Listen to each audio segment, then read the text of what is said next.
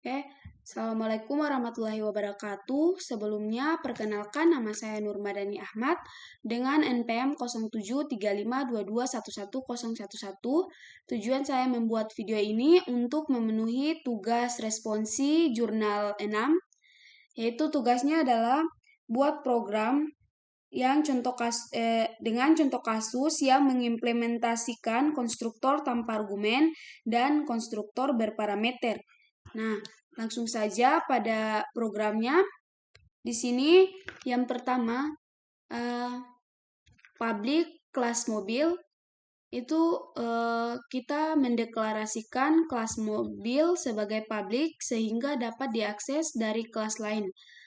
Lalu kita deklarasikan 3 atribut kelas mobil, yaitu merek, model, dan tahun. Dengan tingkat akses tuh privat, sehingga hanya bisa diakses dari dalam kelas lain. Dari dalam kelas ini. Lalu di sini terdapat public mobil, kita mendefinisikan konstruktor tanpa argumen untuk kelas mobil. Konstruktor ini akan diinisialisasi saat objek mobil dibuat tanpa parameter. Lalu di sini kita menginisialisasi objek merek, model, dan tahun dengan nilai default tidak diketahui atau 0. Kemudian di sini kita menutup definisi konstruktor tanpa argumen. Dan di sini kita mendefinisikan konstruktor berparameter untuk kelas mobil. Konstruktor ini akan diinisialisasi saat objek mobil dibuat dengan parameter. Lalu kita menginisialisasi atribut merek, model, dan tahun dengan nilai yang diberikan melalui parameter konstruktor. Lalu kita menutup definisi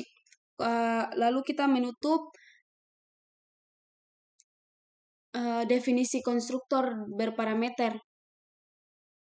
Lalu di sini public void tampilkan info, dia mendefinisikan metode tampilkan info sebagai public dengan return type void yang digunakan untuk menampilkan informasi mobil.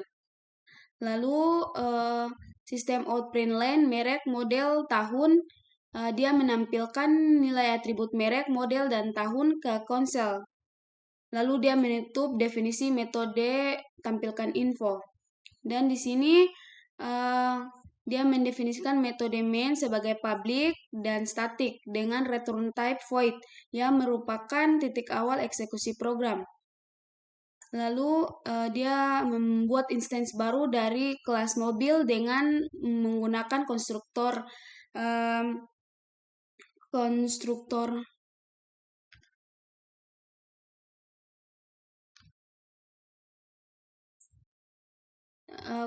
tanpa argumen.